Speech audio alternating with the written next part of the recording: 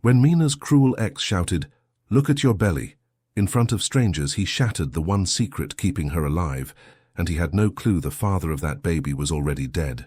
What he also didn't know was that Ryoji Kurogane, a grieving Yakuza boss who lost his wife and infant 2 years ago, was watching from across the street and saw Mina as his last chance at redemption. Within 48 hours, Mina went from a broke waitress sleeping in a one-room apartment to a prisoner in a guarded estate, her mute 7-year-old brother clutching her hand while dangerous men circled like wolves. She wanted to run, wanted to fight, wanted to protect her family alone. But when a rival clan sent her roses wrapped around a hidden blade, she realized the only man who could save her was the same man she was terrified to trust. This is the story of a woman forced to choose between independence and survival, and a broken man who would bleed the world dry before he buried another family. Subscribe now and drop a comment telling me where you're from, because what happens next will leave you speechless. The smell of frying oil made Mina's stomach flip. She gripped the edge of the counter, closed her eyes, and counted to 5. The wave of nausea passed slowly, like it always did now. She couldn't afford to be sick. Not tonight. Not any night. "Order up!" The cook slammed a plate onto the metal ledge. His voice cut through the quiet diner like a knife. Mina grabbed the plate and walked it to the old man in booth 3. Her feet ached. Her back ached. Everything ached these days, but she kept her smile in place like armor. "Here you go, sir. Can I get you anything else?" The man shook his head without looking up from his newspaper. Mina turned away and let her smile drop for just a second. The diner was nearly empty now. Past midnight, the fluorescent lights buzzed overhead like tired bees. 3 customers left. 2 hours until closing. She could do this. Her eyes drifted to the back booth, where Haru sat curled up in his worn hoodie. He was 7 years old, small for his age. His dark hair fell over his eyes as he stared at nothing, a glass of water untouched in front of him. He hadn't spoken in 8 months, not since their mother left and never came back. Mina's heart squeezed tight. She walked over and slid into the booth across from him. His eyes lifted to meet hers, dark and watchful like a little owl. "Hey, buddy." She kept her voice soft. "You doing okay?" Haru nodded once. A tiny movement. "Good." She reached across the table and brushed the hair from his forehead. 2 more hours, and then we go home. I'll make you that rice with the egg on top, the way you like it." Something flickered in his eyes. Almost a smile. Almost. Her phone buzzed in her apron pocket. She pulled it out and felt her chest tighten. A reminder from the clinic. An appointment she couldn't afford. And below that, a text from the landlord. Final warning. Pay by Friday or leave.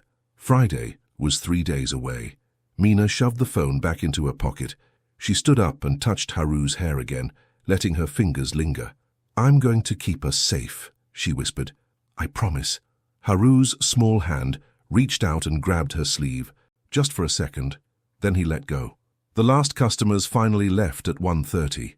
Mina wiped down tables while the cook finished cleaning the grill. Haru stayed in his booth, half asleep now, his head resting on his folded arms. "You're slower lately," the cook muttered without looking at her. "Getting sick or something?" "I'm fine." The lie came easy. She had been telling it for weeks. At 2 o'clock, she gathered Haru and locked the diner's front door. The keys jingled in her trembling hand. The night air was cold and wet, threatening rain. Then she heard it, a laugh, low and cruel, coming from the alley to her left. Mina froze. Her whole body went rigid. She knew that laugh. She had heard it in her nightmares for months. Daiichi stepped out of the shadows like he owned the world. He was tall, with sharp cheekbones and a smile that never reached his eyes. He wore expensive clothes that didn't match his rotten soul. "Mina." He said her name like it was a toy he had picked up and decided to play with again.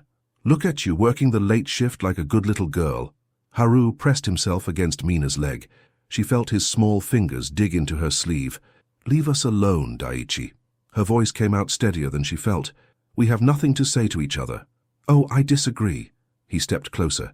His eyes traveled down her body, and Mina felt dirty just from his gaze. "You've been avoiding me." "That's rude, don't you think?" "I moved on, you should too." Daiichi laughed again, that same ugly sound. "Moved on? To what?" He leaned in, and she could smell alcohol on his breath. "That little apartment on Maple Street?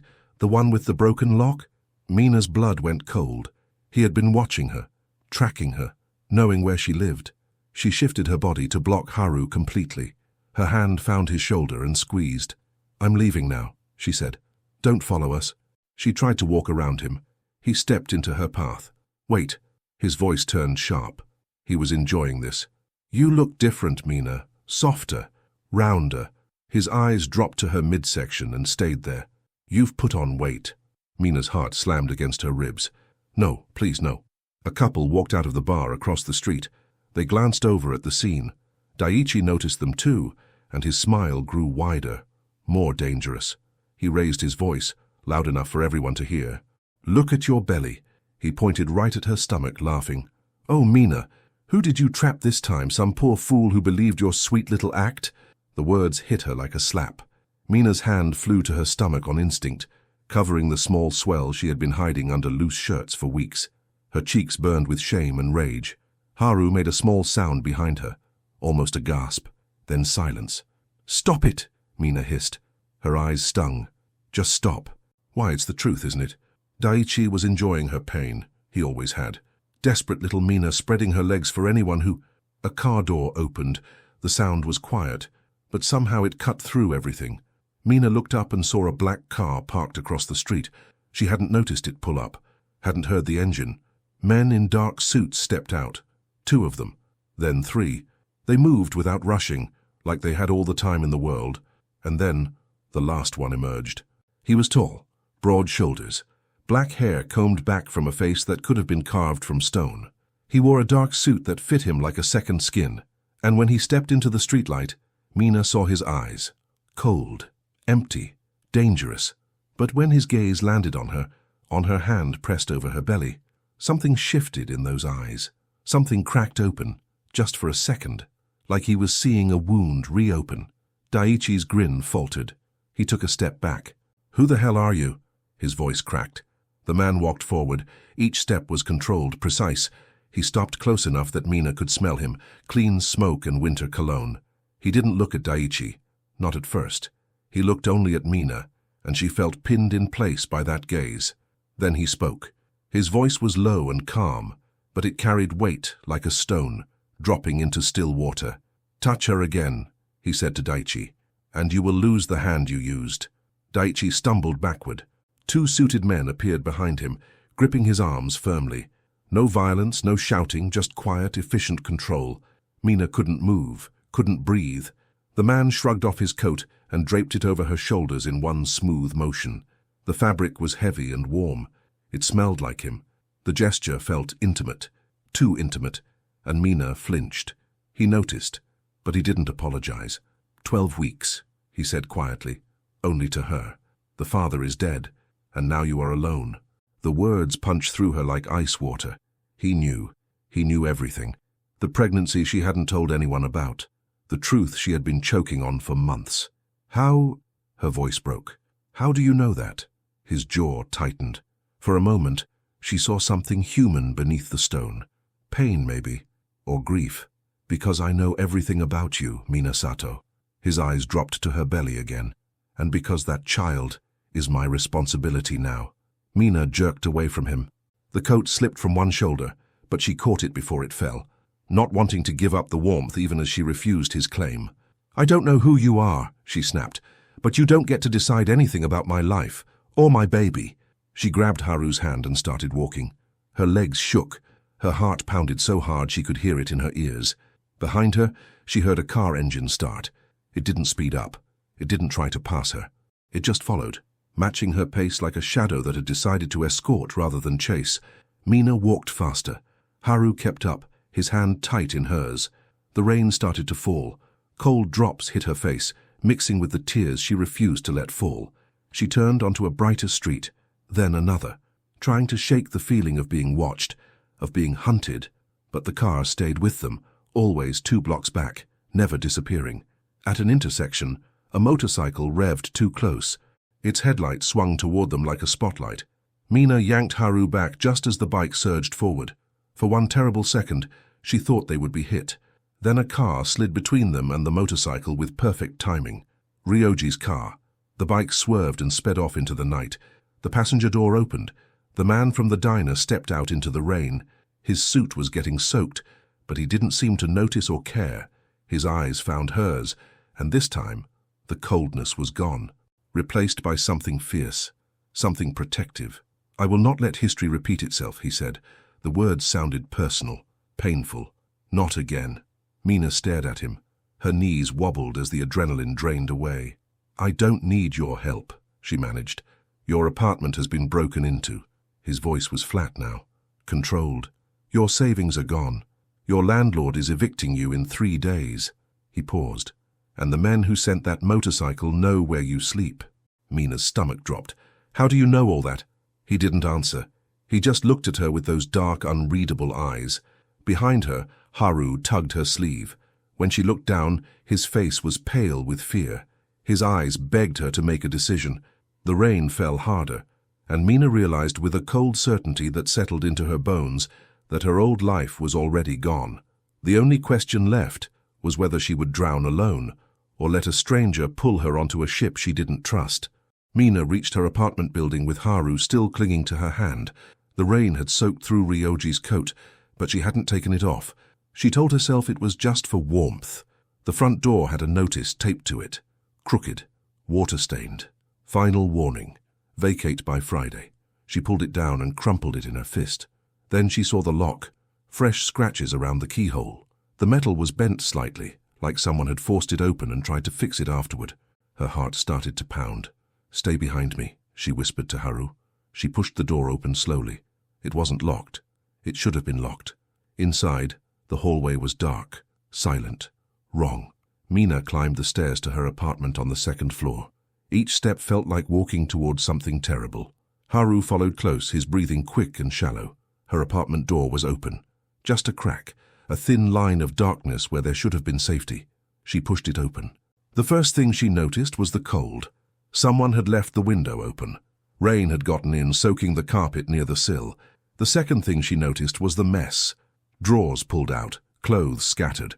The small table where she kept her tips knocked over, and her savings tin, the dented metal box where she had been putting away money for months, was gone. Everything she had saved, every late shift, every aching night, gone. Mina's legs went weak. She grabbed the doorframe to steady herself. "Don't move," she told Haru, her voice barely working. "Just stay right there." He nodded, eyes wide with fear. She checked the rest of the apartment. Nothing else was taken. The TV was still there, her phone charger, Haru's backpack with his school things. They had only wanted the money, and they had known exactly where to find it. A sound behind her made her spin around. Ryoji stood in the hallway outside her door. He hadn't made a loud entrance, hadn't knocked. He was just there like a shadow that had followed her home. "You knew," Mina said. Her voice shook. "You knew this happened." "Yes. And you let me come here anyway?" "You needed to see it." His voice was calm. Too calm. "You needed to understand." Mina wanted to scream at him, to throw something, but the fight drained out of her as quickly as it had come. She looked around at the wreckage of her small, sad life and felt nothing but exhaustion. Ryoji stepped to the edge of the doorway but didn't enter.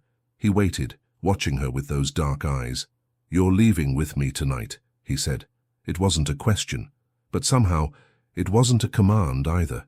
It was just a fact, stated quietly, like he already knew what she would decide.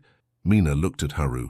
He stood in the corner of the room, small and scared, his hoodie dripping rainwater onto the floor. His eyes met hers, and then he nodded. A tiny movement, but it was enough. Her little brother, who hadn't spoken in 8 months, who trusted no one, who flinched away from strangers, was telling her to go with this man. Mina swallowed the lump in her throat. "Okay," she whispered. The word tasted like surrender. Just for him. Just for tonight. Ryoji said nothing. He simply stepped aside and let her pass. The car ride was quiet.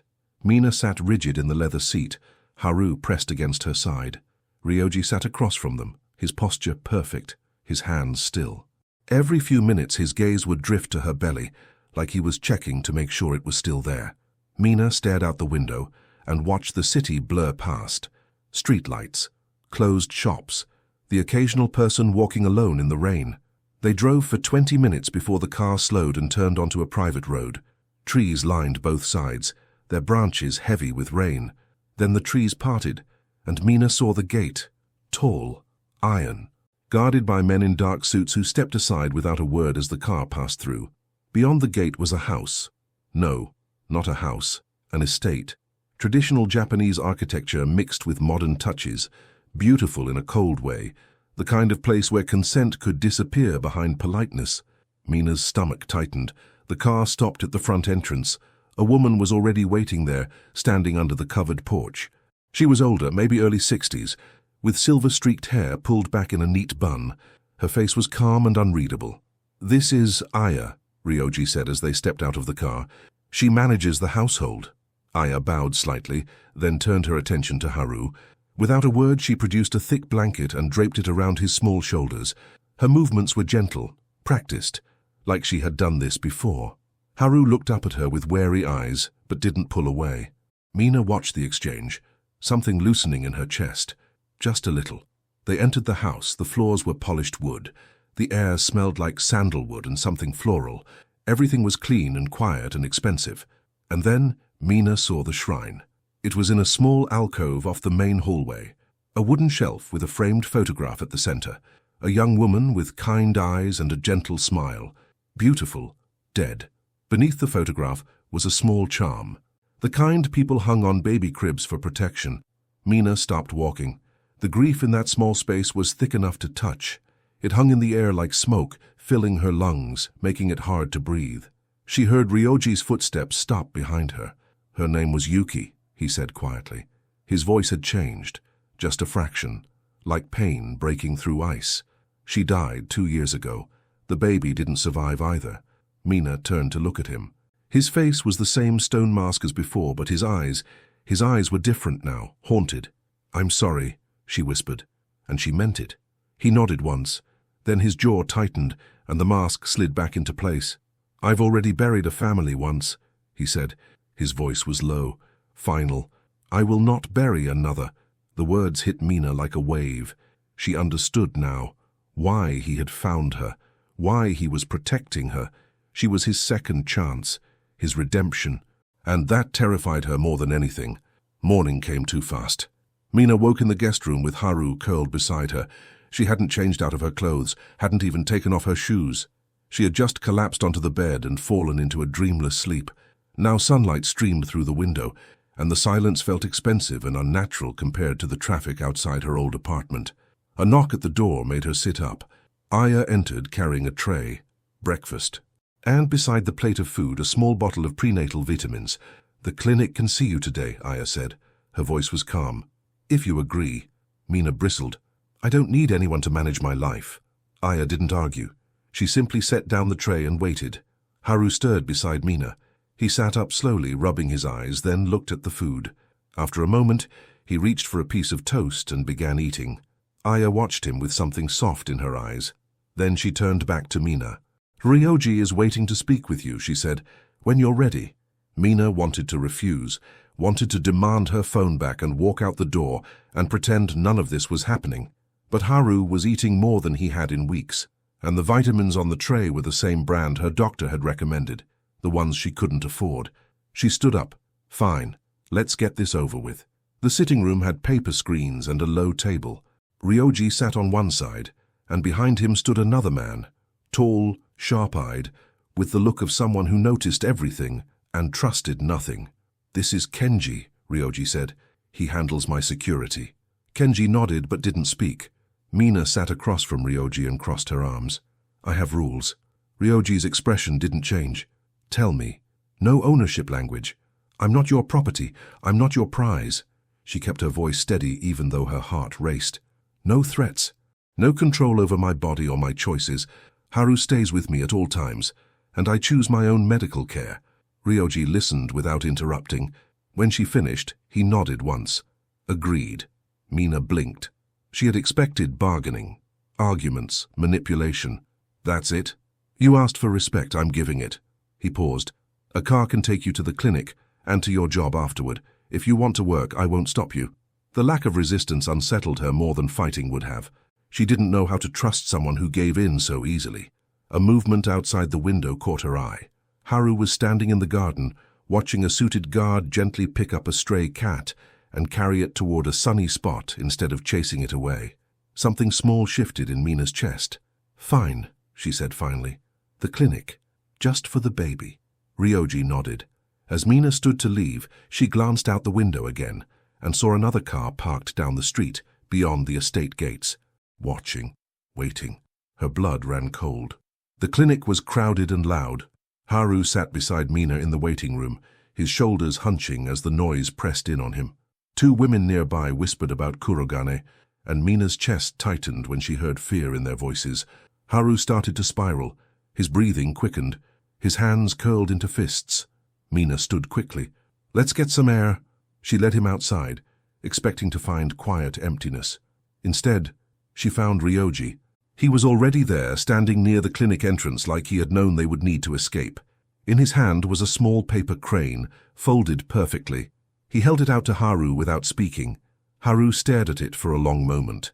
Then, slowly, he reached out and took it. His small fingers closed around the paper like it was something precious. Ryoji's face softened, just for a second. A crack in the stone. Mina watched the exchange, throat tight. This dangerous man, this feared boss, had just given her silent brother a gift of patience and gentleness, and Haru had accepted it. For the first time, Mina wondered what it cost Ryoji to be this gentle, what memories it stirred, what grief it awakened. She didn't ask. Not yet. But the question stayed with her as they returned to the car, the paper crane clutched safely in Haru's hands. That afternoon, Mina went back to the diner for her shift. Two of Ryoji's men sat in a corner booth, pretending to drink coffee while their eyes scanned every corner of the room. Her boss muttered about fancy friends bringing trouble. Mina ignored him and focused on work. Tables to clear, orders to take, tips to count. A customer she didn't recognize slipped a folded note into her apron while she refilled his water glass. She didn't notice until she was in the supply closet, checking her phone. She unfolded the paper. Her blood went cold. 3 words, printed in neat black letters. "We know, Haru." Mina's hands shook so hard she could barely hold the paper. The words blurred as tears stung her eyes. "We know, Haru." Someone had been watching her brother. Someone knew his name, his face, maybe even where he went to school. Her knees buckled. She caught herself against the supply shelf, sending a box of napkins tumbling to the floor. She reached for her phone. Her thumb hovered over Ryoji's number.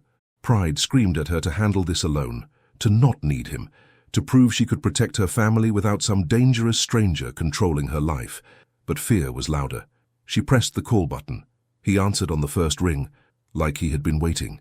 "Mina, someone left a note." Her voice cracked. "They know about Haru. I know. Come outside. Now." She grabbed Haru from the back booth without explaining. His eyes went wide with confusion, but he didn't resist. He never did. He just held onto her hand and followed. The back door of the diner opened into a narrow alley. Ryoji's car was already there, engine running, door open, like he had been sitting in the alley the entire time. Mina climbed in with Haru and slammed the door. The car started moving before she could catch her breath. Ryoji sat across from her, his face unreadable, but his eyes were sharp, alert, dangerous. "How did you know?" Mina demanded. "How did you know about the note before I called?" "I have people watching the diner." His voice was calm, too calm. "They saw the man who gave it to you. You're spying on me. I'm protecting you." "There's a difference?" Ryoji's jaw tightened. For a moment something flickered in his eyes. Frustration, maybe, or regret. "In my world," he said quietly, "protection requires eyes, not permission." Mina wanted to argue. Wanted to scream that she wasn't his property, wasn't his project, wasn't some broken thing he could fix to make himself feel better about his dead wife and baby. But Haru was pressed against her side, trembling. The paper crane from the clinic was still clutched in his small fist, crumpled now from fear. She swallowed her anger. "Who sent the note?" Kenji spoke from the front seat. His voice was careful, measured. "A rival family has been asking questions in your neighborhood. The Igarashi clan." He paused. "And your ex-boyfriend has been talking to them." Daiichi. Mina's stomach dropped. Of course he would find a way to hurt her. He always did. Even when they were together, he had enjoyed her pain like it was a hobby. Breaking up with him had been the bravest thing she ever did. And now he was working with people who threatened children. What do they want? Her voice came out hollow. Leverage, Ryoji said. Against me. Mina stared at him. Why would hurting me give them leverage against you? He didn't answer, but his eyes dropped to her belly and she understood. The baby. Whatever connection Ryoji felt to this child, whether it was guilt or grief or something else she couldn't name, it made her valuable, made her a target, made Haru a target. The car pulled through the estate gates. Mina barely noticed. Her mind was spinning, trying to find a way out of this nightmare that didn't involve trusting a man she barely knew. But there was no way out. Not anymore. Inside the estate, Mina stormed away from Ryoji without looking back. She needed space, needed to think, needed to feel something other than trapped. She found herself in the hallway with the shrine. Haru was already there. He stood in front of the wooden shelf, staring up at the photograph of Ryoji's dead wife. His small hand reached out and touched the baby charm that hung below it. Just once, a gentle tap. Then he looked up at Mina with a question in his eyes, a question he couldn't speak. Mina knelt beside him. Her heart ached as she looked at the shrine, at the grief that filled this beautiful cold house like smoke. Someone Ryoji loved died, she said softly. Her and her baby, a long time ago. Haru's brow furrowed. He looked at the charm again, then at Mina's belly. She understood what he was asking. No, buddy. This baby isn't replacing anyone. She put her hand over her stomach. This baby is ours, just ours. Footsteps echoed behind them. Mina turned and found Ryoji standing at the end of the hallway. His face was stone, but his eyes were wounds. Her name was Yuki, he said. The words came slowly, like each one cost him something. We were married for 3 years. She was pregnant when she died. Mina stood, but didn't move toward him. Didn't move away either. What happened? Car accident. His voice was flat, dead. She was driving home from her mother's house. A truck ran a red light. She died on impact. The baby. He paused, swallowed. The baby lived for 6 hours. Then he stopped breathing. Mina's eyes burned with tears she refused to let fall. I'm sorry, she whispered. I'm so sorry. Ryoji nodded once. A mechanical movement. I built walls after that, he continued. So high I forgot how to live inside them. I thought if I never let anyone close again, I would never have to bury anyone again. His eyes met hers. And then I saw you outside that diner, covering your belly, protecting something you hadn't even told anyone about. Mina's breath caught.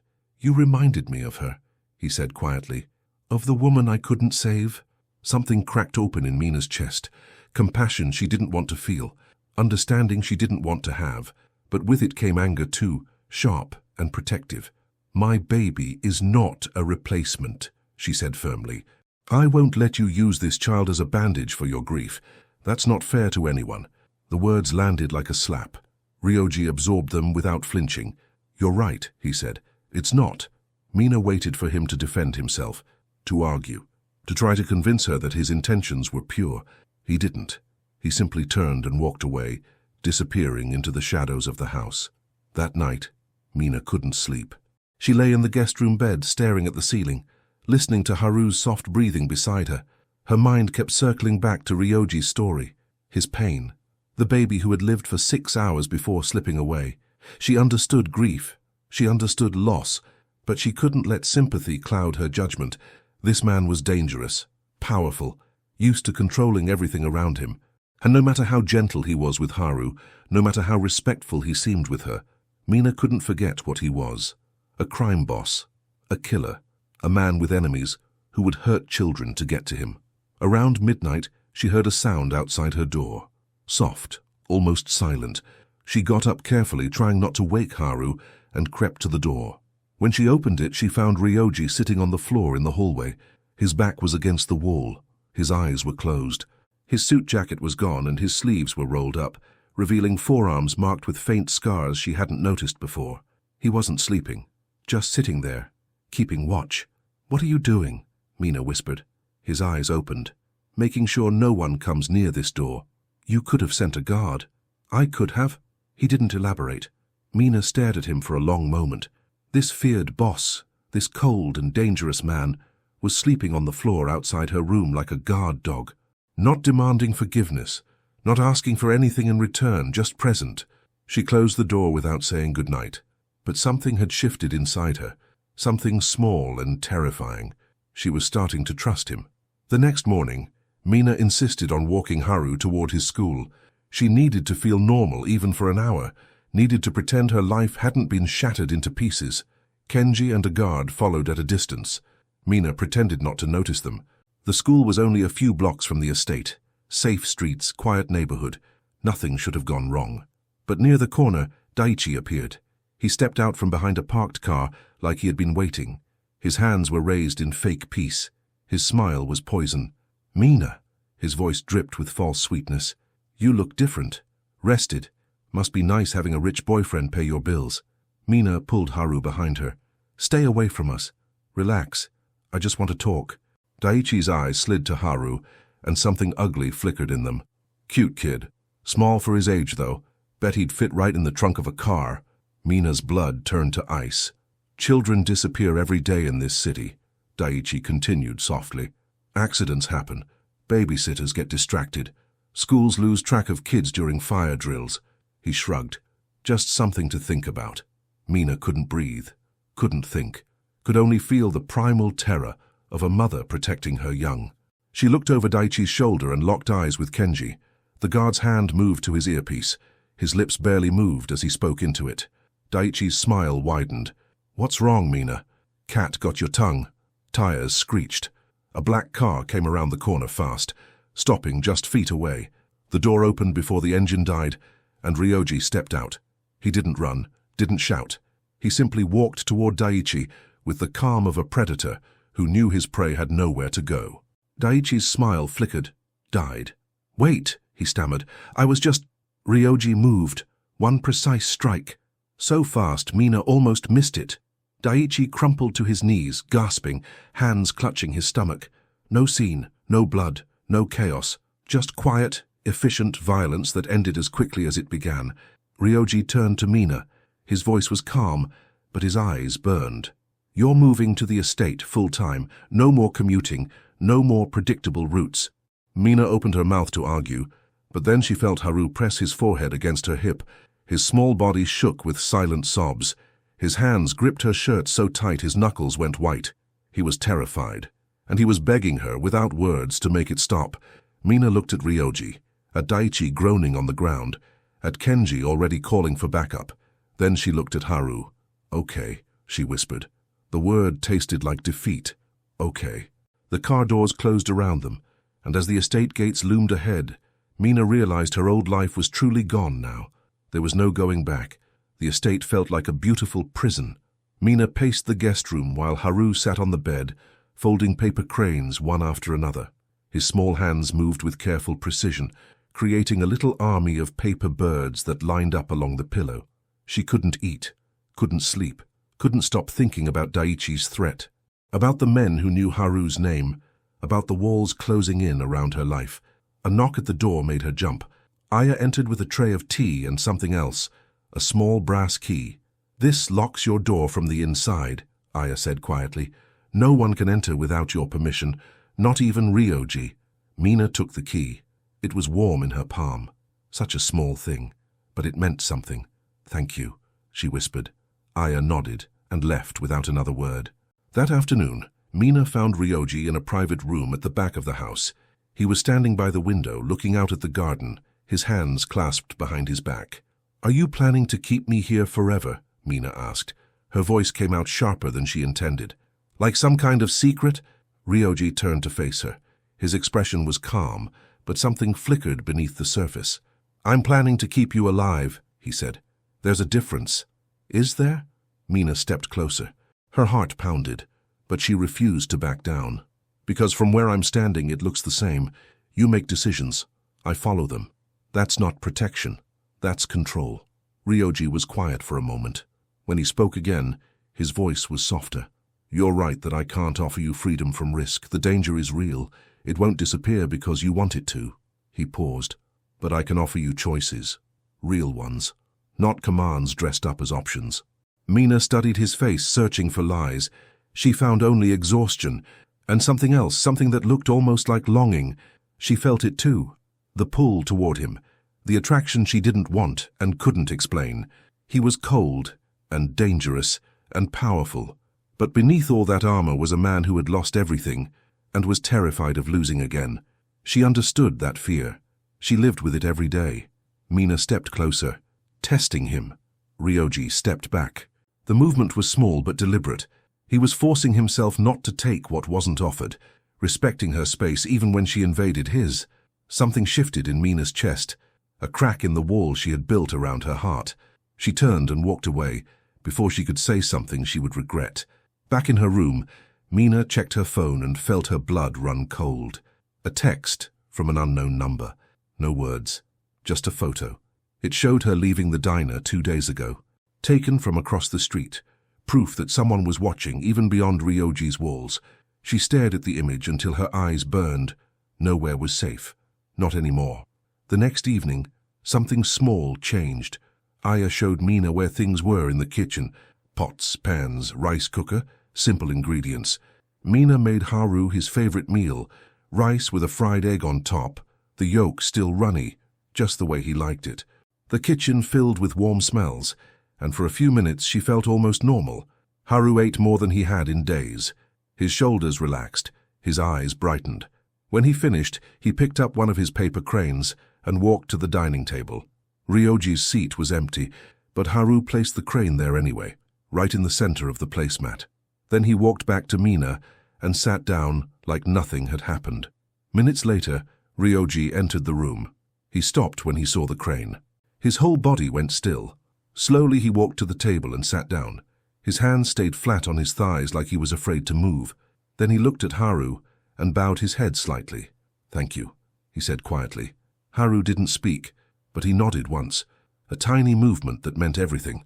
Mina watched the exchange with tears burning behind her eyes. This dangerous man and her silent brother had just shared something she couldn't name. Trust, maybe, or hope. Later that night, Ryoji found Mina in the hallway. "I have a proposal," he said carefully. "You choose your own schedule here, exercise, reading, prenatal appointments, whatever you need, and I'll deposit money in an account, in your name, for anything you want." Mina blinked. "In my name? Yours alone. I won't have access to it." She stared at him, waiting for the catch, the manipulation, the hidden string. There was none. "Why?" she asked. "Because you asked for respect," he said simply. "And I'm giving it." The next morning, everything fell apart. Mina was in the garden with Haru, enjoying a few minutes of fresh air, when a delivery arrived. Flowers in an elegant box. Roses, white and perfect. Aya opened the box carefully. Then her face went pale. Hidden inside the roses was a blade, thin and sharp. The steel glinted in the sunlight. Mina reached in without thinking. Her finger grazed the edge. Blood welled up instantly, dripping onto the white petals like a warning. The message was clear. Give Mina up or pay. Nausea hit her hard. The world tilted. She grabbed the table to keep from falling. Ryoji appeared within minutes. He took one look at the blood on her hand, and something in him snapped. His control fractured. His eyes went dark with fury. "Find out who sent this," he said to Kenji. His voice was quiet, deadly. Tonight, as Mina washed the blood from her hands in the kitchen sink, her phone buzzed.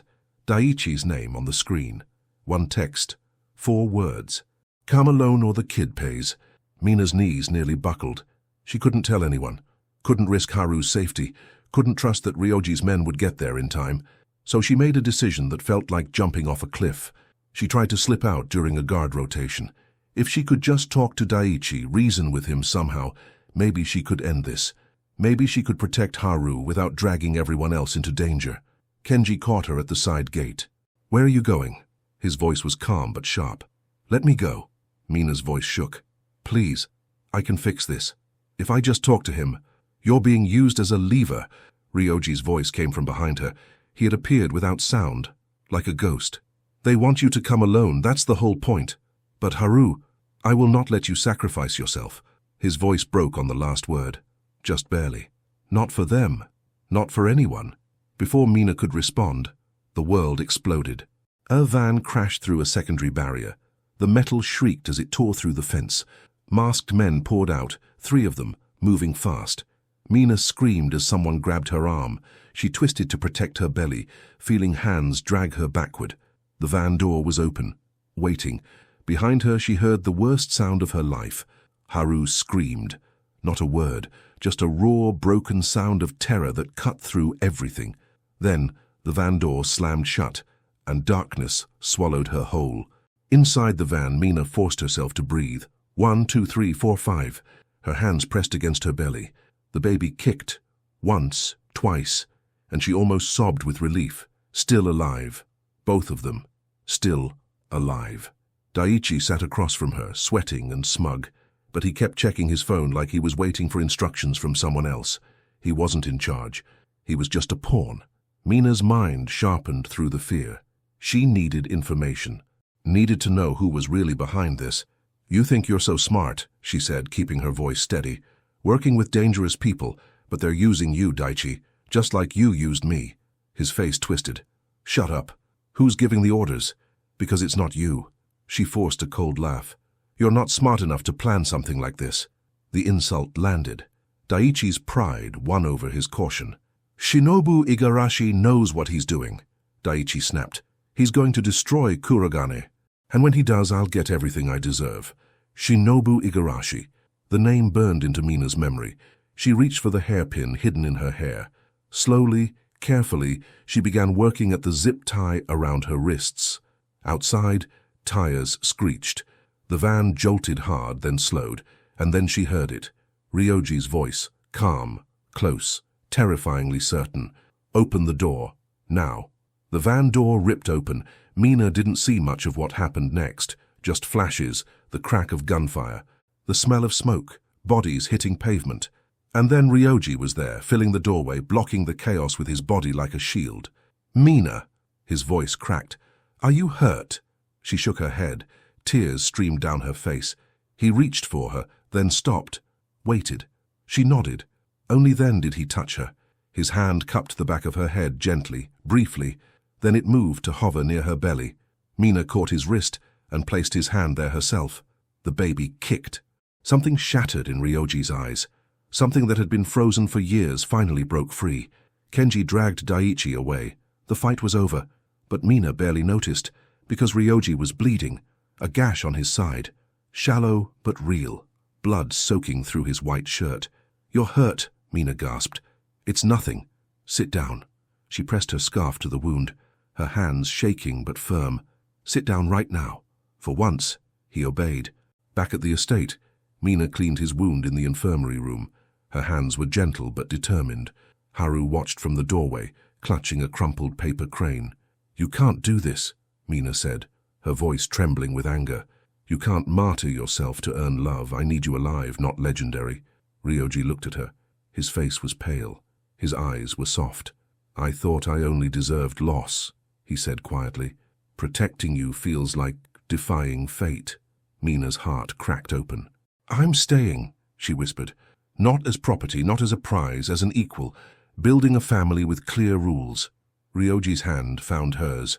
"I've loved you since the moment I saw you shield your belly outside that diner," he said, "and I will spend the rest of my life proving I can be safe to love."